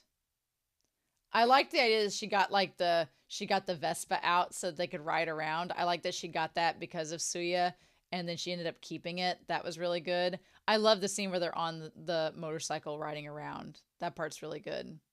But yeah, and then she ends up dyeing her hair, but she has the little things underneath. She's like, I lack love because no one would ever love someone like me. Which, again, that insecurity that Kim has drives her to stay with Suya, because at first she believes no one's going to love someone like me. But then she gets to the city, and when Unbi, or whatever, we'll get her name, whenever the woman from the hospital starts liking her, she suddenly is faced with this conundrum of, oh, actually, I am capable of being loved by other people. This is a problem, because now I have to question whether or not Suya is really the one for me, or if I'm just, going along with her because we've been together so far and I've just kind of settled into this. Because yeah, whenever she says, if the soccer team's really hard, you can quit. And in that moment when she said that, I felt like Suya was also interpreting it as, if this relationship is too hard for you, if it's too hard for you to accept that we're both women and we like each other, then you can just quit. I felt like she kind of took it in that regard too, because then she says, you don't understand. But I'm like, Suya, you two need to talk this out. This would have been a prime moment to have communication, and instead it doesn't happen, because there's this weird juxtaposition of Suya is rigid and doesn't want to talk about it, and Kim doesn't want to pry, and it just leads to them not getting anything accomplished. I did like the way that bridges were used throughout this, and they kept going back to the same spots. And I'm glad Suya did not take her life. I'm glad that didn't happen. The bridge scene at first made me think that was a possibility, and I was like, let's not go there. And then when they even break up, Suya's just kind of like, okay. Like, she doesn't, I hope that she's okay after this, because I think Kim will be fine, but I hope Suya was fine, because Suya seemed like she wanted things to be very much in a routine, and I just don't know. She wanted things to be in a routine and for it all to work out, and it's like, but you got to work at these relationships. So I thought that Kim studying economics, and we don't ever see what she does after getting her degree, but she starts out at the dorm. I like that she's able to kind of like fit in with the other women in the dorm, which is good. It's good that they didn't make fun of her. I was waiting for that storyline to happen, but it didn't, thankfully. But she talks about missing Sui's reassuring face, which is, yeah, if you like somebody, you of course want to be with them. You don't want to be separated from them. And then her going to see her as the day breaks and everything. I love it. But yeah, she looks up and sees the mold in the apartment, and she's like, "Hey, we'll leave and I'll get this place cleaned up." Which again, I felt for Suya because Suya, she was very comfortable in things that worked for her, but when she saw it wasn't working for Kim, she was like, "Well, I'll fix it. I'll get it better." But she didn't want to do it with Kim. That was the part that also was like a bad part of their relationship, is that she just wanted to fix it on her own terms in private, because that's her motif with her character, and she didn't want to involve Kim. And I'm like, if you'd involved Kim, it could have made it better for your relationship, because it would have been bonding in a way for you to talk through things. And just communication's important, y'all. It's very important. But yeah, and it's clear that Suya likes her. She misses Kim misses Suya, and she's like, but she also respects, how much she works and everything. But the thing about it is, you could tell that Suya was feeling neglected as their relationship went on. And that's kind of the heartbreaking thing, is that in that montage at the end, all she sees are the good things that happened. And that made me want to cry and broke my heart, because throughout this movie, we see all the bad. We see all the red flags. But the moment she breaks up with her, all we see is the good. And it almost makes you want to stay. You're like, oh, no, don't break up. Just stay together. And you almost forget all the bad things that led up to this moment. And you're like, oh, no, damn it. That's how it works. But yeah, you could tell about halfway through the film that they're staying together, and Suya is dedicated and she's smart and she's working hard. But you can tell Kim is feeling neglected in the relationship, being like, hey, let's go on a date. Let's be together. And she's like, I'm too busy right now. And Suya, I felt like Suya took a little bit of advantage of the fact that their relationship was there, that she thought that Kim would always be there for her and would always be by her side. And there's nothing wrong with that, except, Kim probably should have spoke up a little bit more and been a little more communicative of the fact that I'm not happy in this relationship right now. My needs aren't being met. I want to be with you romantically in public and go out on dates and do things, and we're just doing it occasionally behind closed doors, and that's not enough for me. So her want of love and that recognition was starting to outweigh the status quo that they had developed, right? And so then, after the exam being submitted, she talks about the exam being over, and then that's when she says, what does she say there? She's like, will you come later? So she talked about the fact when she took her bike out to the bar, which I'm glad she took the bike and not the Vespa, where she's like, it'll be fun. I don't think you need to worry, because there will be people who understand everything, and I'll be there first. So yeah, she set all that up. I love that Kim knew that Suya was, had a lot of kind of misgivings and some hesitation about going out in public with their relationship. But she's like, look, I found this bar. It's a lesbian bar. There's going to be only other lesbians there. We're all in the same boat. We're all out with our relationship. It's going to be a welcoming, safe space. You can come be with me. I'll even get there first so that I can test the waters. And if it seems like it's not going to work, we can leave. She sets everything up really well. And this is clearly important to her, because she's gone to all this trouble to set it up, and she's celebrating her exams being over, and she has the directions and everything. She's gone to all this trouble to set this up and make this a welcoming environment for her and Suya. And then the thing Suya says is, I can't go. Have fun. I'm like, and that's all you say? And I'm like, why can't you go? Why can't you go? And she doesn't even say there, because this is, when they break up, it's July. So it's July of the 7th of July. And this is June 21st. Now, we don't know if it's been a year or so, but it clearly has been, but she talked about months and months later. So this was a year ago. So it was a year after her first semester. Okay. So this was a year later. But I'm also it's very frustrating, because if you're Kim, you're like, this clearly meant a lot to me, and all you can say is go have fun. You can't even say, oh, I'm sorry, I can't make it. I'll miss seeing you. I've got work or something like that. So you just say, I just don't think I can go. That flakiness without talking through it, I can understand why Kim would be very upset about that. And she ends up going regardless to try to have a good time. And then she's like, she has her drink at the bar. And what does she say? That she's like, this is my first time at a bar. Which again was a big thing. And they're like, oh, is newbie here? I finished working late. She's only 20. I'm jealous. So yeah, they all stick around and they just have a good time. And then she leaves and they're like, okay, and they seem like a really welcoming community and everything seems fine. And then she goes back. And I guess she did have to work late, but at the same time, it's like there could have been a little bit different wording there. But when UA picks her up, she seems like in great spirits. Like, oh, I couldn't go have fun. And when she comes back, she's like, oh, did you have a good time and all this? But Kim's like, I did have a good time, but I wanted you to be there. Like it's not a good time for me to just go out without you being there. We're a couple. We need to go out and do things. And it's important to me that we do this. And Suya's just like, you'll be fine. And she's like, everything was nice. It's a gathering of people who understand each other. So next time we could be a little more relaxed. And then she's like, no, sorry. She's like, aren't we happy on our own? But that's not how Kim feels. She's like, I don't like it. And Kim's just like, okay, right, sure, I'm happy enough. But she clearly isn't. I'm like, and again, that could have been a moment of them communicating, saying, no, I'm not happy enough. If you're not cool with this, then we need to reevaluate some things. But they don't do that. They just try to make it work. And that's the worst thing you can do, is just to try to make it work when it's clearly not. You all are not on the same page.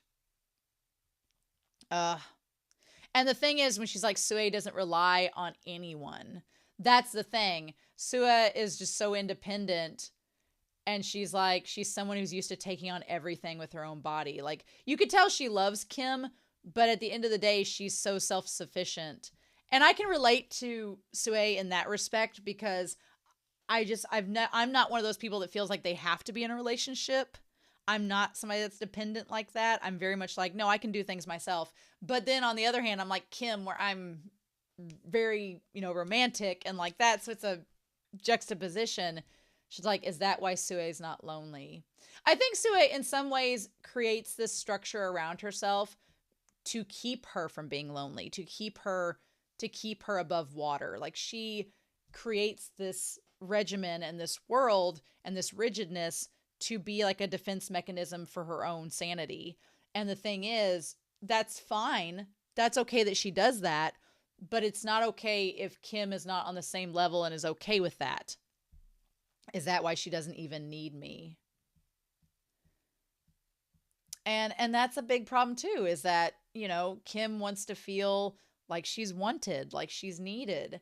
And it's great that Suya is so supportive of her and kind to her and loving to her.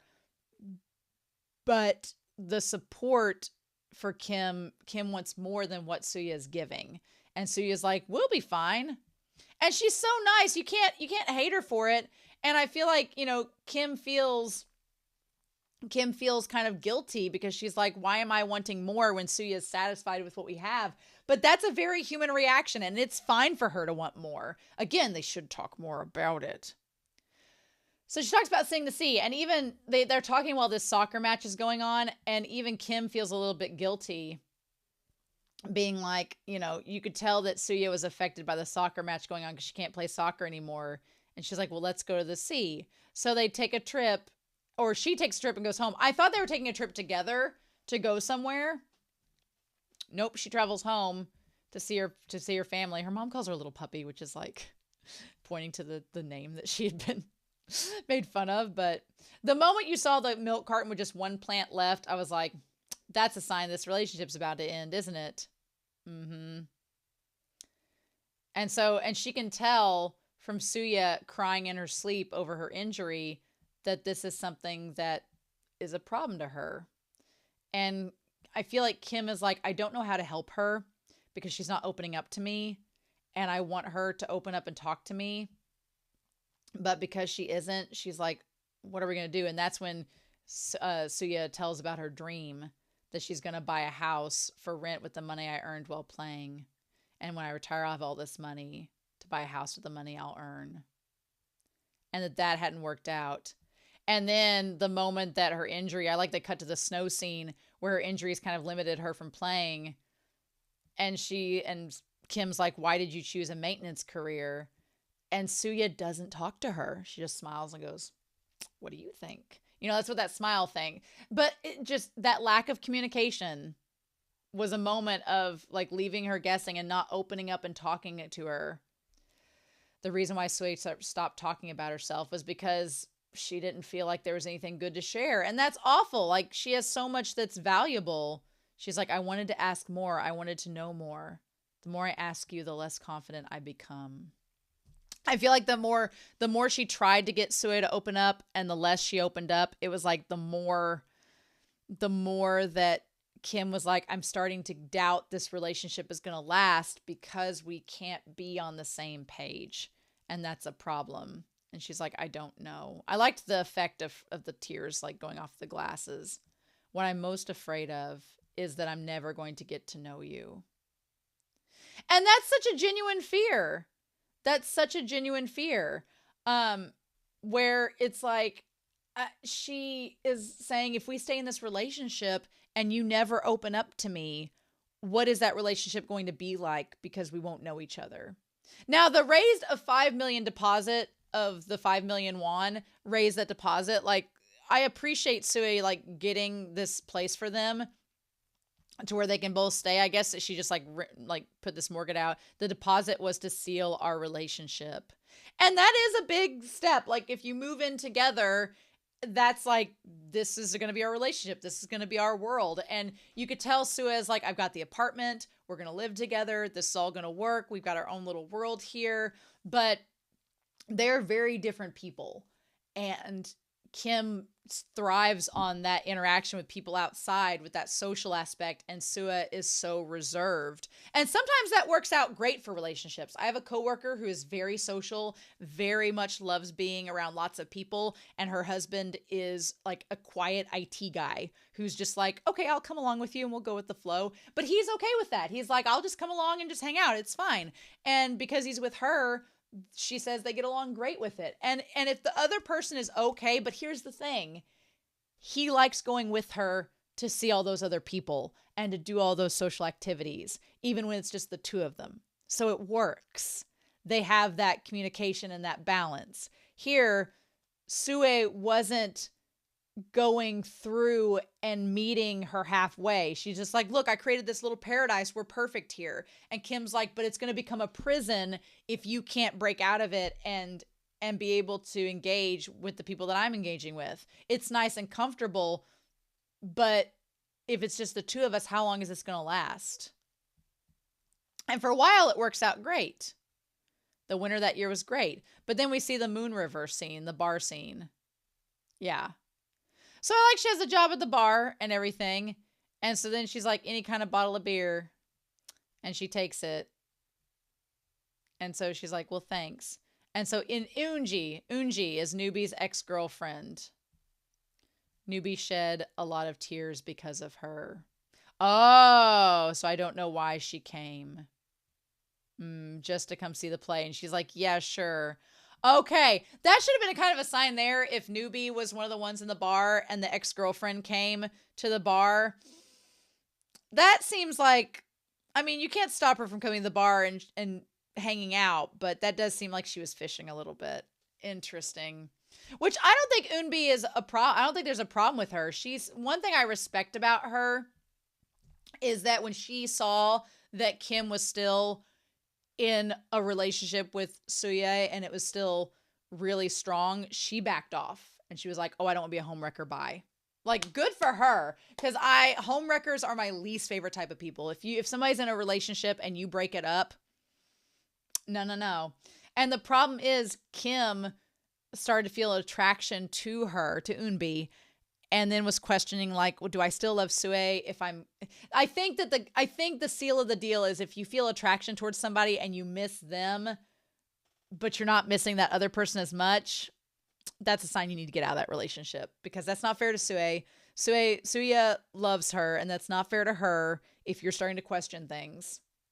And the problem is you can see the writing on the wall from like from so many scenes back that the relationship wasn't, that Kim was feeling neglected because she kept wanting Suya to come to the bar, to come see her, and she wouldn't do it. And then, of course, she felt neglected.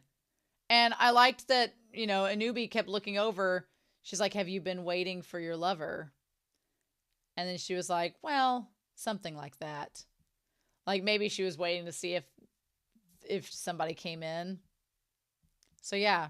And then they watched the play. I thought the bar scene was really cool. And she kept looking over, seeing like, I don't think Eunbi was taking advantage of Kim, but she probably could definitely tell that Kim was unhappy. So who knows? The thing about it is that Suya checks herself in the mirror and is like ready to go see her. Like there's all the signs that she is so excited to go see her. And then the problem is that Kim, when she goes to see her at the bar and everything, and she's got all the like dirt and stuff on her, at that moment, I could tell that Kim was judging her just a little bit. And that was bad for Kim to have done. She shouldn't have judged her. She shouldn't have. She should not have judged her at all. And this scene was so uncomfortable because you could tell she was like, she did feel a little bit ashamed of how she was dressed and how she looked. But then she was being supportive. And the other girls were like, oh, let's, see you in the future. Are you the same age as Yi Kyung?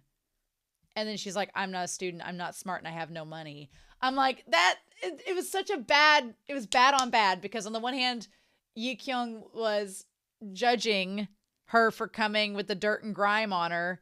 But on the other hand, Suya didn't help matters by saying like, oh, I'm just a dumb hick that can't do anything. And I'm like, why would you sell yourself so short like that? Why would you make things uncomfortable? And it just was a bad moment.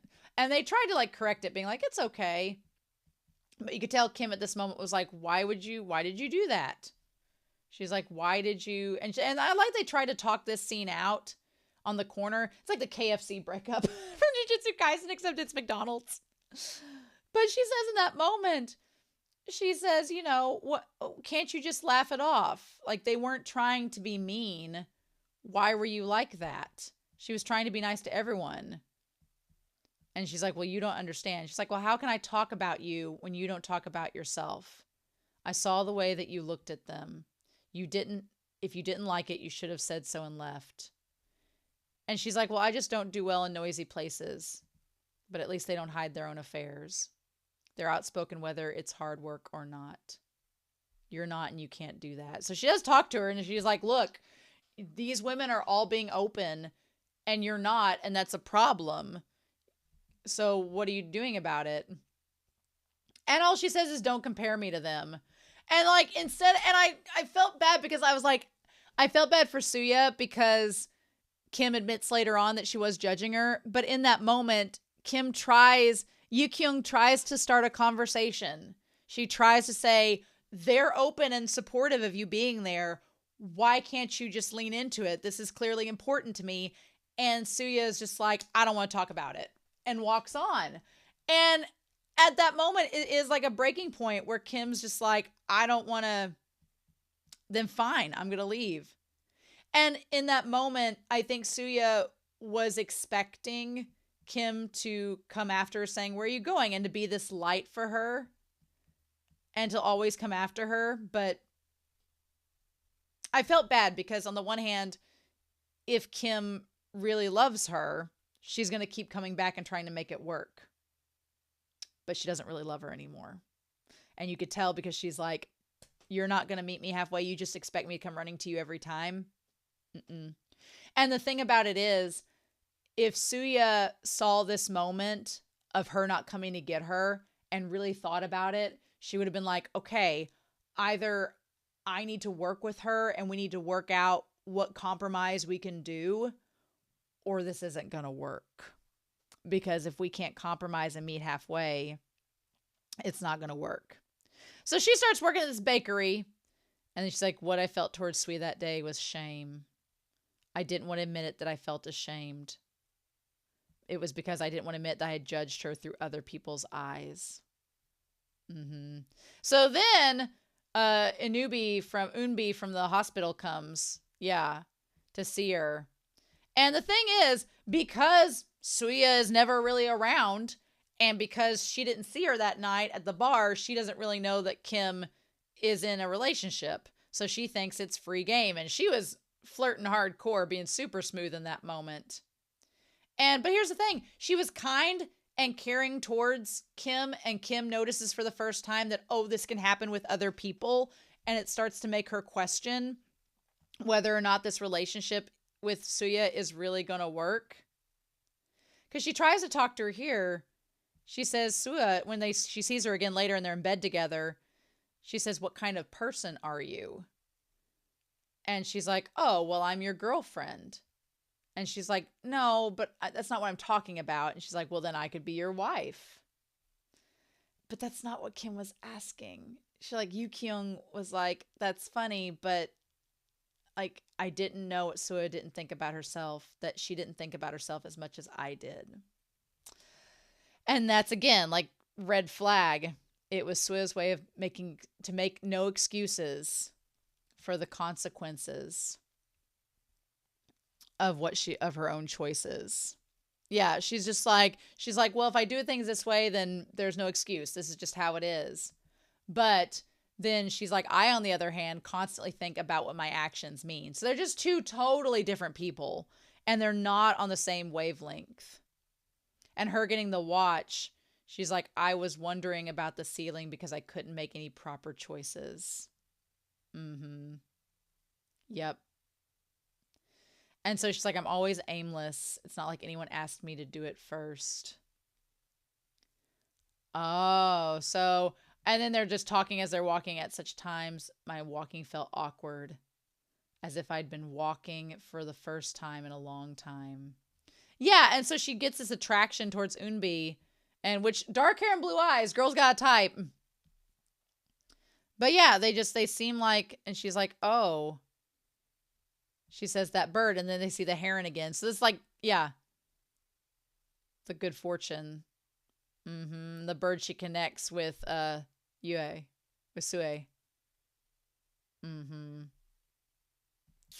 But it reminds her of that, and that's when she brings it up at the dinner.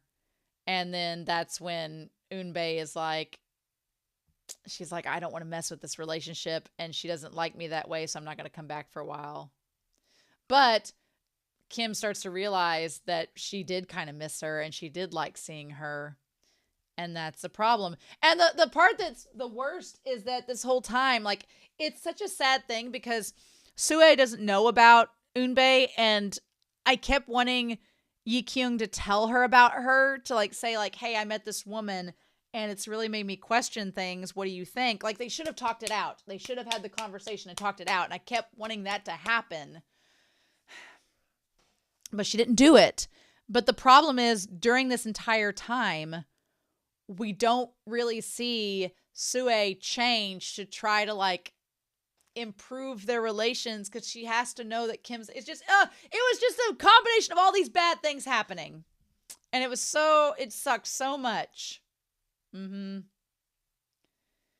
then she kept like, and then she quit the bakery because she didn't want, and I appreciate Kim quitting the bakery for 4 months so that she didn't have to see her anymore. And she was upset by it. And Sue seems really, she's like supportive of her. She's like, I hate greedy people. They never know satisfaction, and you love me. Yeah, but it's like, I don't think she was being greedy. I think she was just wanting affection in a way that Suya was not giving it to her. And there's nothing wrong with that. Because when they were together and everything, she's like, there's no happiness without you. They should have talked it out more. They really should have. She was just settling for this person there. But she still missed her. And then that one time that Eunjae tries to call her and she has to run away, because I think she's afraid that if she does talk with Eunjae, even though she has convinced herself that her and Suya are going to be together, I think if she caves just a little bit, it's over. And at that point, I think she realizes that relationship is not going to work out. That dark joy from getting that text. And the thing about it is, you knew, they say it in the movie, but you knew that relationship wasn't going to work out. It was going to be, she breaks up with Suya, and then that relationship lasts less than a year with Unbei. You know it wasn't going to work out. But I think the end story was the fact that she needed that moment. The thing that sucks about it, you can look at it through two angles. You can say, wow, that sucks for Yi Kyung. She broke off a relationship with someone that loved her for a relationship that wasn't worth it. You can look at it negatively like that, sure. But the other aspect is, if she had never broke it off with Suya, would she have been happy? Or would it have just kept being this stagnant settling for a relationship she wasn't fully enjoying and in love with? And I want to kind of lean towards the latter, but that doesn't make it hurt any less. Especially because Suya like genuinely cared for her and took her to the hospital and loved her. But at the same time, she's like, if I hurt you and made you suffer all the time, I was faced with a choice I thought I could never make. Because the thing is, Suya is like, if I made you suffer, then I'm so sorry. But it's like, you did and you didn't. But the fact of the matter is, Suya has known that she's been unhappy, but Suya isn't changing anything to try and improve the relationship. That's the problem. She's like, I'm so sorry if I made you feel bad, but then nothing's changing. She's just like, let's just go back to the way things were. And I'm like, that's the problem. So it's just, ugh. And that whole breakup scene, it sucked so much. It sucked. Summer had been too long. I'd hoped that Suya would be hurt to the minimum. And then, yeah. And it shows like on her laptop all the things she was going over. I decided to not talk about the issue with Suya. I believe that lies were not cowardice. I thought they came from careful and considerate, thoughtful consideration. And she tries everything to make it to where it's not you, it's me, which it is. It is Yi Kyung that's having the problem. It is Yi Kyung that thought about the affair. It is Yi Kyung that wasn't happy. But the thing that hurts the most is I'm like, if you all had talked this out in more detail a long time ago, this might not have happened. It might not have even come to that point. And the problem is that Suya is sad, but she's also like, she's so sad, but at the same time, she kind of almost seems like she's just resigned to this being a part of life. And that's what hurts the most, is that she cries later on and she's really sad about it. And she's like, well, that's just how life is. And it makes you be like, oh my God, well, she didn't have a soccer career, didn't have this work out, and now this relationship's not worked out. Like, I want Suya to be okay by the end of this, but it wasn't gonna work. And that's the part that sucks the most, is that they come back and see all like the belongings and everything. When she brings the belongings back. Yeah. And then she looks on the bridge and she sees the common heron. I knew it. I knew the name of that bird. So did she know it from the beginning and she just asked it to be unassuming? The thing that I like about this film is that at the end of the day, like, I hope Suya is okay. Suya is the one I worry about because she was so fragile throughout this. I hope she's okay. But the thing that I do like about this film the most is that at the end of the day, it's not like both characters are going to be in this pit of despair, unable to resolve or move forward. No, they're going to move forward. That's very clear. It's just, they're going to be able to move forward by the end of this. It's just a matter of how and what they do, and Yi Kyung's going to be okay. That's reassuring, that Yi Kyung's going to be okay. She's probably going to move on and find love. It's not like a lot of stories are like, oh, once I broke off with my true love, I'll never be happy again. And that's not the message of this story. It's like, no, sometimes relationships don't work, and you just have to move forward. And they'll work. You'll find something in the future. It's not the end of the world. And that's kind of the most heartbreaking thing about it, because I'm very much a romantic, and it's like, you want that true love, and that's that true love soulmate vibe. And the reality is that sometimes that's not the reality. Oh, I talked for as much about this as the entire movie was. But it was so good. There's so much to talk about. Oh my gosh. This was a good one. This was a good one. Sunspots, you chose a real one. So, oh man. Well, hopefully the next two movies we have for June are going to be a little bit more peppy and upbeat, if not realistic. So, damn. Okay. All right. Well, I'm excited to hear your thoughts about their relationship and all this down below. But in any case, I hope you all have a wonderful week. Please stay safe, take care. And yeah, I'm back very soon with some more of Patreon commissions. Bye. Happy summer.